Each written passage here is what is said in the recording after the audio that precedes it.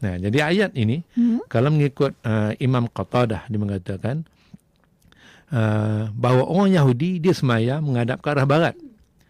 Orang Nasrani pula bersembahyang menghadap ke arah timur. Dia ayat ni Allah kata bukanlah kebajikan itu kamu menghadap kamu ke arah timur dan barat, tetapi kebajikan itu adalah Allah kata yang pertama beriman kepada Allah. Ini nak membangkang apa yang dinyatakan oleh orang Yahudi dan orang Nasrani. Yahudi menghadap ke barat, Nasrani menghadap ke timur.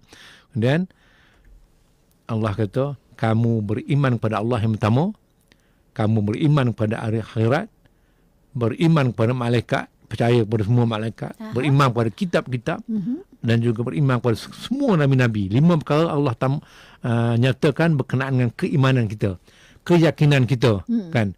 Kemudian baru Allah masuk untuk urusan dengan sesama makhluk, dan dia menginfakkan hartanya, mengeluarkan hartanya, sedekah hartanya, wakafkan hartanya kerana taatnya, cintanya kepada Allah. Ini membezakan kita. Untuk infak kita, sedekah kita diterima oleh Allah, maka 5 yang pertama tadi penting. Pertama, kita beriman kepada Allah. Untuk menjadikan sedekah kita maksud orang Islam lah tu. Yalah. Untuk jadi orang Islam, ya, beriman kepada Allah yang saya sebut tadi lah, beriman akhirat, malaikat, kitab, kepada semua nabi-nabi. Dan Allah sambung lagi menginfakkan harta. Selepas pada keyakinan dalam diri ni, dalam hati kita, kan, kefahaman kita kepada agama, kemudian Allah terus mengatakan menginfakkan harta kerana Allah Subhanahu Wa Taala ni. Jadi syaratnya 5 yang pertama depan tadi, dan untuk menjadikan infak kita, sedekah kita diterima oleh Allah, dan membezakan antara sedekah kita dengan sedekah orang yang bukan Islam. Nampak? Kemudian pula Allah nyatakan lagi, detailkan lagi, kepada siapa pula yang kita nak infakkan harta kita. Pertama, kepada kaum kerabat. Ini di antara perkara yang kadang-kadang kita terlepas pandang.